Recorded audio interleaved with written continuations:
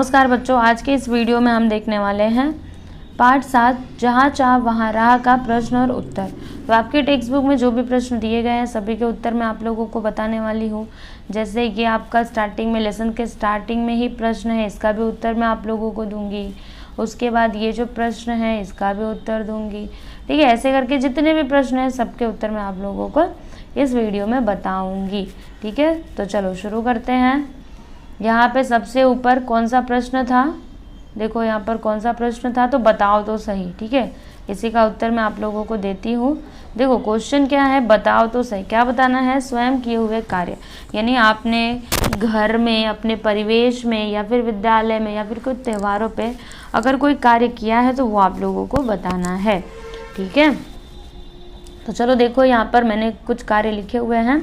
यहाँ पे स्वयं होगा, स्वयं लिखने आता है ना आप लोगों को? देखो बताती हूँ कैसे लिखना है। स्वयं, स्वयं, ऊपर एक बिंदी आता है, समझा? तो तभी हम इसको स्वयं पढ़ते हैं, नहीं तो अगर ऐसे रहता तो स्वयं पढ़ते ना। चलो देखते हैं उत्तर। देखो यहाँ पे बच्चों, घर में अगर आपने कोई काम किया है, अच्छा काम, कुछ अब खुद से काम किया है तो वो आप लिख सकते हो। मैंने जो लिखा है वो भी आप लिख सकते हो। तो क्या है, मैं घर में अपने कमरे की साफ सफाई स्वयं करती हूँ और अपने सारे कपड़ों को अच्छे से सहेज कर अलमारी में रखती हूँ। ठीक है, तो बच्चों अगर आप ये नहीं करते होगे तो कर लेना, क्योंकि कितना मम्मी को परेशान करोगे, है ना? इतना काम तो आप कर ही सकते हो। फिर परिवेश में, अपने परिवेश में यानी अपने आसपास क्या करते हो आप? तो मैं अपने परिवेश के पेड़ पौधों में पानी डालती हूँ, है ना? पेड़ पौधे नहीं लगा सकते, कम से कम उनको पानी तो दे सकते हो। विद्यालय, तो विद्यालय में आपने कुछ काम किया है तो मैं हर दिन विद्यालय के श्यामपट्ट को साफ करती हूँ और ऊपर एक कोने में सुविचार लिखती हूँ। तो बच्चों आप लोग भी कर सकते हो। फिर चौथा, त्योहार, तो मैं त्योहार पर अपने पड़ोसियों के घर मिठाई बांटने व बधाइयाँ देने जाती हूँ। ठीक है, चलो ये तो हो गया। फिर उसके नीचे विचार मंथन है। देखो देखो, नीचे नीचे नीचे नीचे नीचे नीचे ये देखो, विचार मंथन, श्रद्धा और विज्ञान, जीवन के दो पक्ष महान, इस पर थोड़ा विचार करना स्टूडेंट्स। तो चलो मैंने जो विचार करके लिखा है वो भी आप लिख सकते हो, खुद से भी विचार करो और लिख सकते हो। ठीक है, चलो उत्तर बताती हूँ। तो यह सत्य है कि श्रद्धा व विज्ञान हमारे जीवन के दो महान व महत्वपूर्ण पक्ष हैं, है कि नहीं? श्रद्धा और विज्ञान दो क्या है, बड़े ही महान पक्ष हैं।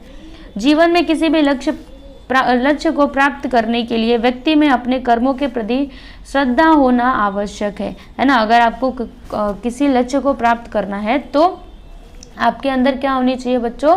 अपने कर्मों के प्रति श्रद्धा होनी चाहिए। मतलब आपको ये विश्वास होना चाहिए कि जब हम कर्म करेंगे तभी उस लक्ष्य तक पहुंच पाएंगे। ठीक है, यदि व्यक्ति अपनी मंजिल पाने के लिए सही राह पर पूर्ण श्रद्धा अर्थात विश्वास के साथ आगे बढ़ता जाता है तो उसे सफलता अवश्य ही मिलेगी। ठीक है बच्चों, देखो आप लोगों को कभी भी घबराना नहीं है, बल्कि आगे बढ़ता ही रहना है। कदम कदम बढ़ाए जाओ, खुशी के गीत गाए जाओ, है ना?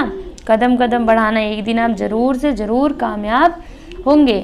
ठीक है, हालांकि इसे भी झुठलाया नहीं जा सकता है कि किसी भी मंजिल को प्राप्त करना आसान नहीं होता। और ये बात भी सच है कि कोई भी मंजिल, मतलब आपने कुछ डिसाइड किया हमको तो यहाँ पे जाना है, तो उतना आसान तो होता नहीं है, लेकिन असंभव भी नहीं होता है ना? उसके लिए व्यक्ति को बड़ी बड़ी मुश्किलों का सामना करना पड़ता है। विज्ञान की सहायता से हम अपनी राह की इन मुश्किलों को काफ़ी हद तक सुलझा सकते हैं और ये जो राह में हमारी जो कठिनाइयाँ है उसको विज्ञान की हेल्प से हम लोग सुधार सकते हैं, सुलझा सकते हैं। जैसे एग्जाम्पल के लिए मैं आप लोगों को बताऊँ, आप चाहते हो कि आपके एग्ज़ाम में बड़े ही अच्छे मार्क्स आए, ठीक है? तो अभी कैसे आएंगे, है ना? बात मतलब जब अभी स्कूल ही नहीं खुले हैं तो पढ़ने नहीं जा रहे हो तो कैसे अच्छे मार्क्स आएंगे? तो इसमें आपकी कौन मदद कर सकता है? आपको अपने कर्मों पे तो विश्वास है कि हम पढ़ेंगे तो आगे बढ़ेंगे, लेकिन इसको और कौन सरल बना सकता है? तो ये जो विज्ञान है, टेक्नोलॉजी, यानी कि मोबाइल फ़ोन। ठीक है, अभी आप किससे पढ़ रहे हो? मोबाइल फ़ोन से पढ़ रहे हो, राइट? तो मोबाइल फ़ोन क्या कर रहा है? आपको हेल्प कर रहा है ना आपके लक्ष्य को प्राप्त करने में। तो मोबाइल फ़ोन क्या है? ये विज्ञान का ही एक आविष्कार है ना? तो ये दोनों क्या है? हमारे जीवन के बड़े ही महान पक्ष हैं। ठीक है, फिर आगे क्या है? अतः यदि व्यक्ति अपने जीवन में श्रद्धा के साथ वैज्ञानिक दृष्टिकोण अपनाता है तो उसकी सफलता सुनिश्चित है। यानी अगर आप आपके अंदर श्रद्धा भी है अपने कर्मों के प्रति और आप विज्ञान पे भी विश्वास रखते हो, उसका भी उपयोग करते हो, तो जीवन में आप एक ना एक दिन सफल अवश्य ही होंगे। आपको सफल होने से कोई भी नहीं रोक सकता। आगे क्या है बच्चों, देखो आगे एक और प्रश्न है वाचन जगत से कि गणतंत्र दिवस पर सम्मानित बच्चों के बहादुरी के प्रसंग पढ़ो और पसंदीदा किसी एक का वर्णन करो। देखो बच्चों, गणतंत्र दिवस पर जो बच्चे होते हैं ना, उनको सम्मानित किया जाता है उनकी बहादुरी के लिए। मतलब किसी बच्चे ने बहुत बहादुरी भरा काम किया, बहुत ही अच्छा काम किया, तो इसके लिए उसको सम्मान दिया जाता है। एक विशेष सम्मान होता है जो उसको दिया जाता है। ठीक है, तो आपको ऐसे प्रसंग पढ़ने हैं और जो भी आपको अच्छा लगे उसे उसका वर्णन यहाँ पे करना है। ठीक है, तो गणतंत्र दिवस पर सम्मानित बच्चों के बहादुरी के प्रसंगों में से मेरे पसंदीदा प्रसंग का वर्णन निम्नलिखित है। अभी पसंदीदा प्रसंग ये है मेरा, आपका जो होगा आप वो लिखना। ठीक है, तो 5 मई 2016 को विशाल ठाकुर घर पर अपनी माँ विमला और छोटे भाई के साथ था। ठीक है, एक विशाल नाम का लड़का था जो अपनी माँ और विमला के साथ माँ विमला और छोटे भाई के साथ घर पे था। उसके पिता काम से बाहर गए थे। तभी एक अनजान व्यक्ति उनके घर आया और अपने आप को उसके पिताजी का दोस्त बताया। सुनो, तभी उनके घर पे उसके पिताजी तो बाहर गए हुए थे, तो एक आदमी आता है और क्या कहता है कि मैं तुम्हारे पिताजी का दोस्त हूँ।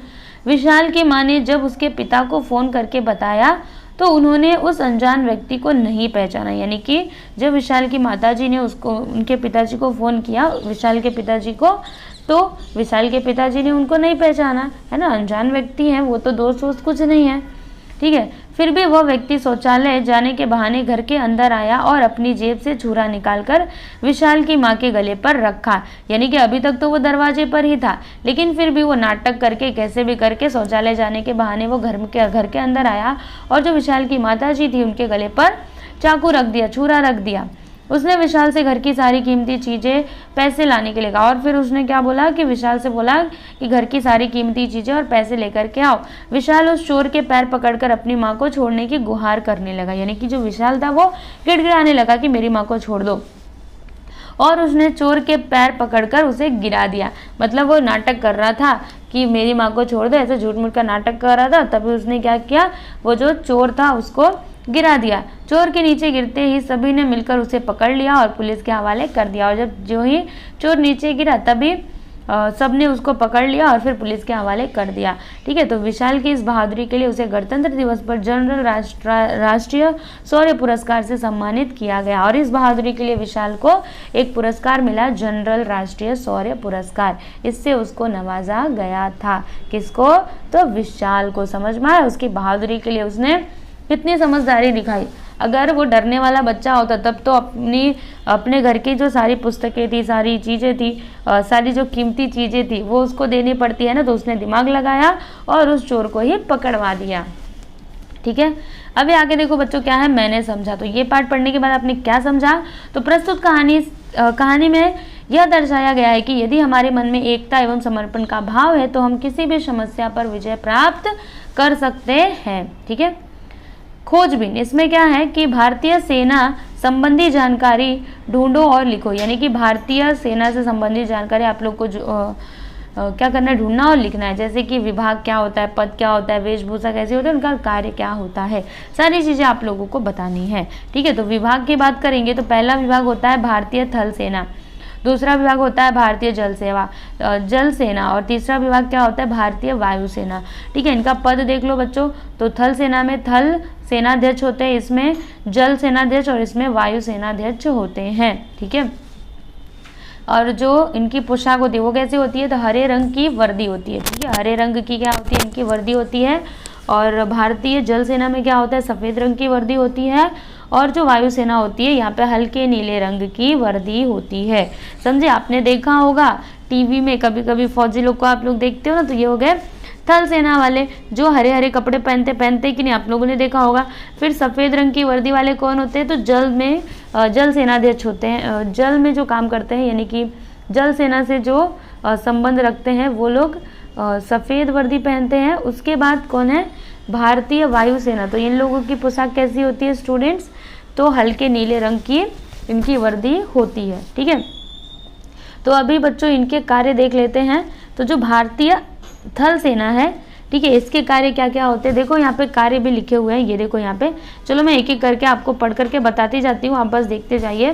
तो थल सेना का कार्य देखते हैं। तो भारतीय थल सेना का कार्य राष्ट्रीय सुरक्षा और राष्ट्रवाद की एकता सुनिश्चित करना, राष्ट्र को बाहरी आक्रमण और आंतरिक खतरों से बचाना और अपनी सीमाओं पर शांति और सुरक्षा बनाए रखना है।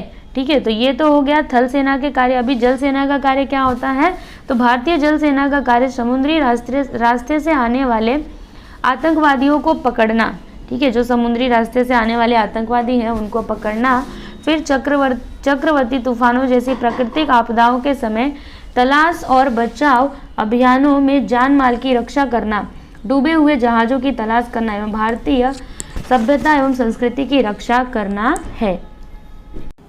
फिर बच्चों देखो यहाँ पे वायु जो सेना में होते हैं इनका कार्य क्या होता है, तो वायु युद्ध, वायु सुरक्षा एवं वायु चौकसी का महत्वपूर्ण कार्य वायु सेना देश के लिए करती है। ठीक है, अभी अध्ययन कौशल में क्या है कि संदर्भ स्रोतों द्वारा निम्न रोगों से बचने के लिए दिए जाने वाले टीकों की जानकारी सुनो और संकलित करो। ठीक है, तो रोग क्या है, तपेदिक यानी कि टीबी। तो टीबी के लिए कौन सा टीका दिया जाता है बच्चों, BCG का टीका दिया जाता है। फिर एक और रोग होता है डिप्थीरिया, तो इसके लिए कौन सा टीका दिया जाता है, DPT का टीका दिया जाता है। फिर एक और रोग होता है खसरा, तो इसके लिए मीजल्स, ठीक है, ये टीका दिया जाता है। फिर क्या है, रोटा वायरस, तो इसके लिए कौन सा टीका दिया जाता है, रोटा वायरस टीका दिया जाता है।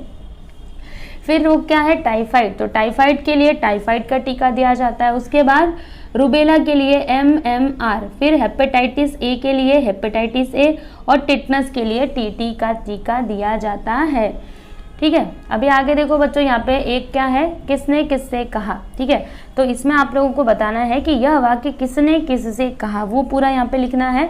तो क है कि आज इतने विद्यार्थियों के अनुपस्थित रहने का कारण क्या है, ये किसने किससे कहा, तो यह वाक्य गुरुजी ने सभी विद्यार्थियों से कहा। समझ में आया, गुरुजी आए थे ना क्लास में, तो उन्होंने सभी विद्यार्थियों से यही बात बोली कि आज इतने विद्यार्थियों के अनुपस्थित रहने का कारण क्या है। फिर ख है कि जब कभी शहर गए हैं, बड़े बड़े पुल देखे भी हैं, तो ये वाक्य किसने किससे कहा, तो यह वाक्य आशीष ने सभी बच्चों से कहा। ठीक है, फिर उसके बाद यहाँ पे दूसरा है, ये सारे प्रश्न बच्चों आपके टेक्स्ट बुक में दिए गए हैं, मैं कहीं अलग से नहीं ला रही हूँ। देखो ये सारे प्रश्न सब के सब यहाँ पर टेक्स्ट बुक में दिए गए हैं। देखो, कहानी के शीर्षक की सार्थकता बताओ, तो अभी इसका उत्तर मैं आप लोगों को देने वाली हूँ। तो देखो, ये जो इसका शीर्षक है इसकी सार्थकता आपको बतानी है। तो देखो, इस कहानी में बताया गया है कि जब किसी मनुष्य के मन में कुछ पाने की चाहत होती है तो उसके प्रयास से राह अपने आप बन जाती है। ठीक इसी प्रकार यसंबा गांव के बच्चों ने बरसात में नाले के भर जाने से होने वाली समस्या का हल निकालने के लिए पुल बनाने की ठानी और उनके इस साहस भरे कार्य में गांव के सभी लोगों ने उनकी सहायता की। सबकी मेहनत से गांव में पुल बन गया और वहां के सभी लोगों की कठिनाई हमेशा के लिए दूर हो गई। अतः इससे स्पष्ट होता है कि इस कहानी का शीर्षक जहाँ चाह वहाँ राह, ये क्या है, पूर्णतया सार्थक है। ठीक है, क्योंकि बच्चों ने इतनी मेहनत करी और फिर लास्ट में क्या हुआ, पुल बन करके तैयार हो गया था, है ना। जो उनकी कठिनाई थी वो दूर हुई कि नहीं, तो ये जो इसका शीर्षक है जहाँ चाह वहाँ राह, वो सचमुच का सार्थक हुआ। फिर आगे क्या है, तीसरा, आंखों देखी किसी घटना का वर्णन करो। आपने कोई घटना आंखों देखी हो तो उसका वर्णन करना है आप लोगों को। तो क्या है इसका उत्तर, देखो बच्चों, अभी ये जो इसका उत्तर है ना, इसका उत्तर आप लोग खुद से भी लिख सकते हो। ऐसा नहीं कि जो मैंने लिखा है वही लिखना है। आपने कोई ऐसी घटना देखी हो जो आपके आंखों देखी, मतलब आपने खुद वो सामने से देखा, उसका वर्णन यहाँ पे कर सकते हो। ठीक है, तो मैंने यहाँ पे एक घटना लिखी है। देखो, जब मैं 9 वर्ष की थी तब एक दिन मैं अपनी माँ के साथ बाजार गई थी। शाम का समय था, बाजार में बहुत भीड़ थी। माँ ने थोड़ी सब्जियां और फल खरीदे, फिर हम दोनों घर के लिए निकल पड़े। उस समय इतनी भीड़ थी कि लोग सड़क के बीचों बीच चल रहे थे, जिससे आने जाने वाली गाड़ियों से बहुत ज़्यादा ट्रैफिक हो गया था। सिग्नल न लगने पर भी कुछ लोग सड़क पार कर रहे थे। तब अचानक सामने से एक कार तेजी से आई और उसने एक व्यक्ति को ठोकर मार दी। वह व्यक्ति घायल हो गया था। वह कार वाला व्यक्ति तुरंत अपनी कार से बाहर आया और उस घायल व्यक्ति की मदद के लिए आगे बढ़ा। हम सब भी वहां पहुंच गए और सबने मिलकर उस घायल व्यक्ति को कार में बिठाया। और वह घायल को लेकर अस्पताल गया। यह सब देखकर मैं डर गई थी। तब माँ ने मुझे बताया कि उस व्यक्ति ने ट्रैफिक सिग्नल के नियम का पालन नहीं किया था और इसी कारण यह हादसा हुआ। नियमों का पालन न करने पर हमारा ही नुकसान होता है, इसलिए हमें सदैव नियमों का पालन करना ही चाहिए। ठीक है बच्चों, तो ये इसका उत्तर है। उसके बाद यहाँ पे लास्ट में एक और प्रश्न है यहाँ पे कि इस कहानी का सारांश लिखो। सारांश मतलब क्या होता है बच्चों, वो जो कहानी है पूरा उसका सार लिखना है आप लोगों को, और थोड़ा जैसे वो कहानी इतनी बड़ी सी थी उसको छोटा करके लिख दो पूरी कहानी, लेकिन इसमें होनी भी चाहिए। ठीक है, तो देखो इसका सारांश लिखा है कि एसंबा गांव के ठीक बीच में एक नाला बहता था। नाले की एक तरफ गांव की बस्ती और दूसरी तरफ पाठशाला और खेत थे। बरसात के मौसम में जब नाला भर जाता तो बड़े बुजुर्ग किसी तरह नाला पार कर लेते, परंतु पाठशाला जाने के लिए नाला लांघना विद्यार्थियों के लिए संभव नहीं था। इस कारण उनकी पढ़ाई पर बुरा प्रभाव पड़ता था।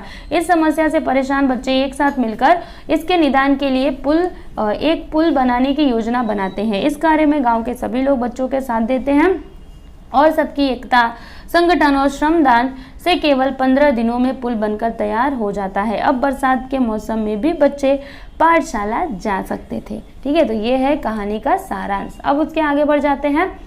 तो आगे क्या है, भाषा की ओर। इसमें क्या है बच्चों की निम्नलिखित वाक्यों को पढ़ो और मोटे अक्षरों में छपे शब्दों पर ध्यान दो, पढ़कर उद्देश्य विधेय अलग करके लिखो। तो देखो बच्चों ये ना आपके टेक्स्ट बुक में ये क्वेश्चन है।